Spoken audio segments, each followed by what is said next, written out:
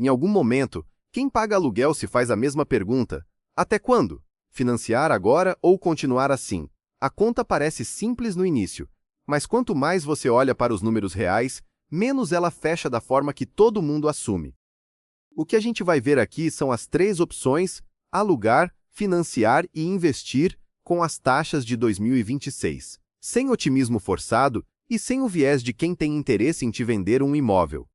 Financiamento na Caixa, saindo a 11,19% ao ano mais TR, Selic em 14,5%. Essas duas variáveis mudam tudo nessa simulação e a maioria das pessoas está fazendo a conta sem elas. Tem uma premissa que quase todo mundo usa nessa decisão que está errada. E quando a gente troca ela pelo número certo, o resultado vira. Se você já se fez essa pergunta alguma vez, curte o vídeo, ajuda o canal a chegar em mais gente que precisa fazer essa conta. E se você ainda não está inscrito, se inscreve. Tem análise assim toda semana, sempre com dado real e sem aproximação conveniente. Vamos começar pelo que a maioria ignora antes mesmo de abrir uma simulação. Tem uma frase que quase todo mundo já ouviu alguma vez, provavelmente do pai, do sogro ou do colega que acabou de assinar contrato: para de pagar aluguel, isso é jogar dinheiro fora. Parcela de financiamento, pelo menos você está construindo patrimônio.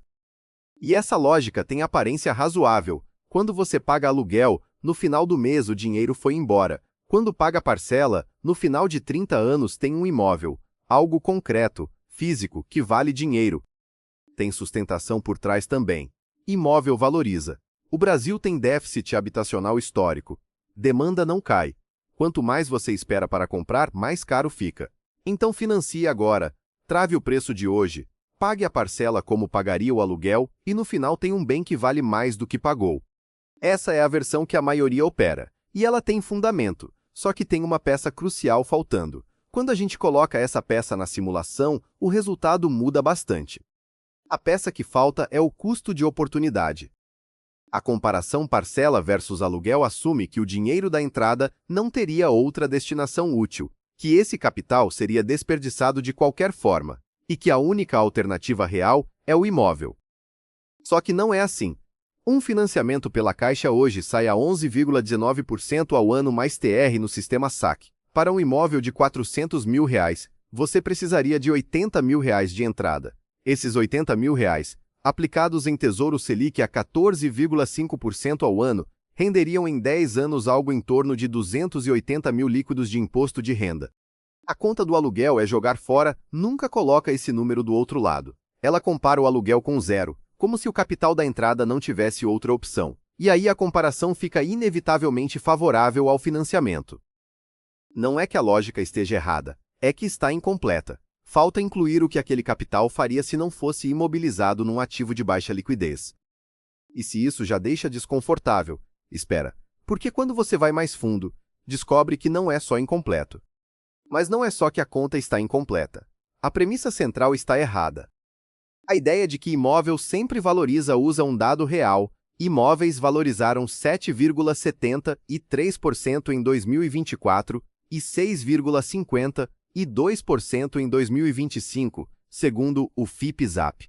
Acima da inflação. Parece bom. O problema é o que fica de fora quando você compara com as alternativas disponíveis. Com Selic em 14,5%, Tesouro Selic ou CDB 100% CDI rende entre 11% e 12% ao ano líquido de imposto. O imóvel rendeu 6,52% bruto, sem contar manutenção, IPTU e condomínio. Quando você financia, não está comprando um ativo que valoriza. Está pagando 11,19% ao ano de juros sobre um bem que valoriza 6,52%. O spread entre o custo do crédito e o retorno do ativo é negativo. Você está pagando mais caro pelo capital do que o capital rende. Não é mais imóvel versus nada.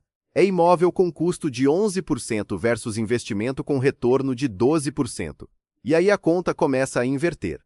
E se isso já é grave, o que vem a seguir muda a dimensão do problema. A conta fica perigosa quando você abre o prazo completo. Um financiamento de 320 mil pelo saque a 11,19% ao ano por 30 anos resulta em pagamento total de aproximadamente 860 mil. Você compra um imóvel de 400 mil e paga 860 mil.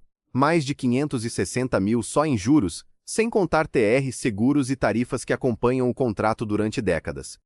E tem um segundo dano que aparece mês a mês. A parcela inicial no saque fica em torno de R$ 3.200. O aluguel equivalente de um imóvel de R$ 400 mil em São Paulo gira em torno de R$ 2.000. Essa diferença de R$ 1.200 por mês, investida em Tesouro Selic a 14,5%, representa mais de R$ 250 mil adicionais em 10 anos, recursos que saem do seu patrimônio para financiar o banco, não o imóvel. Para visualizar o impacto, em 10 anos, quem financiou acumulou patrimônio líquido de aproximadamente R$ 542 mil. O valor do imóvel valorizado menos o saldo devedor restante. Quem alugou e investiu os mesmos recursos, a entrada aplicada e a diferença mensal entre parcela e aluguel, chega ao mesmo período com cerca de R$ 530 mil em ativos líquidos. Os patrimônios ficam próximos. A diferença é que um está travado num imóvel e o outro está disponível. É incompleto porque ignora o custo de oportunidade. É errado porque imóvel não supera qualquer alternativa com as taxas de hoje. E é danoso porque a decisão de 30 anos foi tomada com metade dos dados. É exatamente por isso que vale entender o que realmente funciona, porque seguir a versão incompleta está custando caro. Antes de entrar na última parte dessa análise, uma recomendação.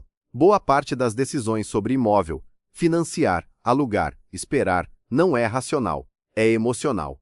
Tem um livro chamado Emoções Financeiras que trata exatamente disso, como os nossos vieses mudam o resultado de decisões que parecem objetivas.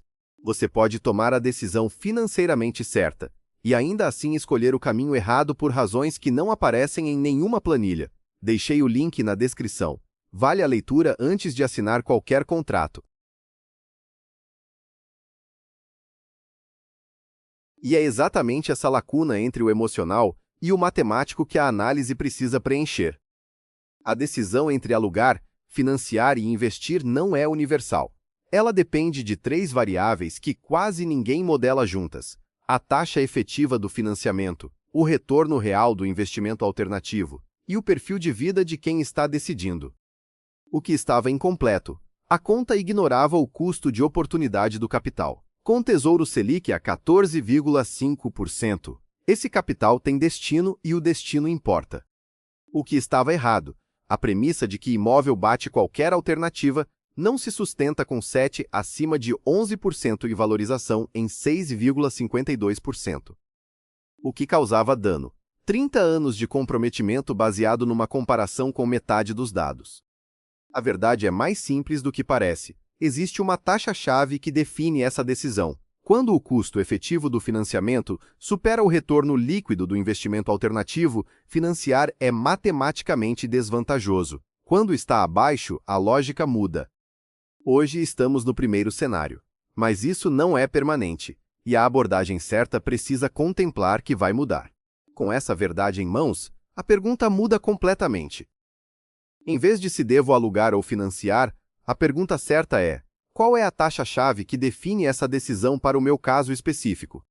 A taxa-chave é a comparação entre 2 números: o custo efetivo total do financiamento, não a taxa anunciada, mas o que você realmente paga incluindo seguros, tarifas e TR, e o retorno líquido do que você faria com esse capital se não financiasse. Quando o custo efetivo total está acima do retorno líquido do investimento alternativo, a matemática favorece alugar e investir a diferença. Quando está abaixo, financiar passa a ser razoável. E tem um terceiro elemento que a matemática não captura sozinha: o fator de vida. Mobilidade alta, incerteza sobre cidade ou emprego, o imóvel vira passivo antes de ser ativo. Família estável, escola definida, certeza de permanência. Aí o imóvel cumpre função que vai além do financeiro. A abordagem certa é um framework de 3 perguntas. Qual é o meu custo efetivo total real? Qual é o retorno líquido da alternativa? Qual é o meu perfil de vida agora? Quem responde às 3 decide pelo próprio contexto, não pelo senso comum. Como aplicar esse framework na prática? O primeiro passo é calcular o custo efetivo total, não a taxa anunciada. Financiamento com taxa de 11,19% vira custo efetivo total de 12% a 13% quando você inclui seguros obrigatórios e tarifa de avaliação. Peça a simulação com custo efetivo total explícito antes de qualquer decisão. O segundo passo é calcular o total pago ao final do prazo. Num saque de 30 anos com 320 mil financiados, o total ultrapassa 850 mil. Coloque esse número na frente antes de assinar. O terceiro passo é simular o cenário alternativo. Pegue o valor da entrada e calcule o que renderia em Tesouro Selic pelo mesmo prazo. A calculadora do Tesouro Direto faz isso em 2 minutos. O quarto passo é calcular a diferença mensal entre aluguel e parcela e simular o que ela renderia investida todo mês. O quinto passo é definir quando revisar. Essa conta muda quando a diferença entre a taxa do seu financiamento e o retorno líquido do investimento alternativo fechar para menos de 2 pontos percentuais, quando o perfil de vida mudar, ou quando a diferença entre parcela e aluguel diminuir significativamente. Marque essa revisão na agenda, a análise de hoje não é permanente. 2 casos para mostrar como essa conta funciona na prática. Ana, 35 anos, analista de TI em São Paulo, renda de R$ 12.000, pagava R$ 2.200 de aluguel. O imóvel que queria custava R$ 430 mil, entrada de R$ 86 mil, parcela saque de R$ 3.400, custo efetivo total de 12,4%. Ela calculou o que os 86 mil renderiam em Tesouro Selic em 10 anos, 300 mil líquidos. Avaliou o perfil de vida, alta mobilidade, possibilidade de trabalho remoto em outra cidade. Decisão: continuou alugando e investindo a diferença entre aluguel e parcela. Em 3 anos, acumulou 95 mil com liquidez total. O imóvel valorizou 7% no período. O Tesouro Selic rendeu 38%. Carlos, 42 anos, engenheiro, renda de R$ 20.000, família constituída, filhos com escola definida no bairro. Alugava por R$ 3.800. Financiou com parcela inicial de R$ 4.500, diferença de R$ 700 por mês, custo de oportunidade pequeno. A conta matemática não foi a mais eficiente, mas para o contexto de vida de Carlos, foi a decisão correta. A diferença entre os dois não é quem decidiu certo, é quem fez a conta completa antes de decidir. Antes de fechar, onde esse raciocínio tem limites. Primeiro, a análise pressupõe disciplina real. Alugar e investir a diferença precisa acontecer todos os meses, por anos. Quem não tem esse autoconhecimento como investidor precisa incluir isso na conta. O financiamento tem um efeito de poupança forçada que o Tesouro Selic não replica para todo mundo. Segundo, o FGTS muda o cálculo. Se esse capital não entraria na sua disciplina de investimento de qualquer jeito, usá-lo como entrada pode fazer sentido mesmo com juros altos. Terceiro, valorização regional importa. Os dados do FIPE-SAP são médias nacionais. Regiões com demanda estrutural forte registraram valorizações bem acima da média nos últimos 5 anos. Quarto, Selic em 14,5% não é permanente. O ciclo de queda já começou, o primeiro corte saiu em abril de 2026 de 0,25 ponto percentual. É o início do movimento, não o fim. Quando a Selic recuar o suficiente para fechar o spread com o custo do financiamento, a análise muda e financiar passa a ser mais razoável matematicamente. Nenhuma dessas nuances invalida o framework. Elas completam a análise, que era exatamente o que faltava na versão popular. Com tudo isso em mãos, o plano prático. Se está considerando financiar, peça o custo efetivo total explícito, não a taxa anunciada. Calcule o total pago ao final do prazo. Simule o que a entrada renderia em Tesouro Selic pelo mesmo período. Compare os patrimônios em 10 e 20 anos e avalie o perfil de vida com honestidade, mobilidade, estabilidade familiar, perspectiva de permanência. Se os números favorecerem financiar, use o saque, não o price. Amortize com FGTS sempre que possível, reduz o saldo devedor e, no saque, libera fluxo de caixa ao longo do tempo. Se os números favorecerem alugar e investir, crie um mecanismo automático de investimento assim que o salário cair. A diferença entre aluguel e parcela precisa ser investida sem passar pela conta corrente. Disciplina manual não sobrevive décadas. Automação sim. E revise essa conta a cada 2 anos, quando o spread entre o custo do financiamento e o retorno da alternativa mudar, quando o perfil de vida mudar, quando a diferença entre parcela e aluguel diminuir. O que muda quando você faz a conta completa é que você para de decidir com base numa crença de 30 anos e começa a decidir com base no seu contexto real. Essa diferença ao longo de 3 décadas vale mais do que qualquer taxa de juros. Me conta nos comentários. Você está alugando, financiando ou investindo o capital que teria para um imóvel? Qual foi o raciocínio que te levou a essa escolha? Se o vídeo valeu o tempo, curte. Faz diferença para quem ainda vai encontrar esse conteúdo. E se você ainda não está inscrito, se inscreve. Tem uma análise nova toda semana. Essa é a conta. Nos vemos no próximo.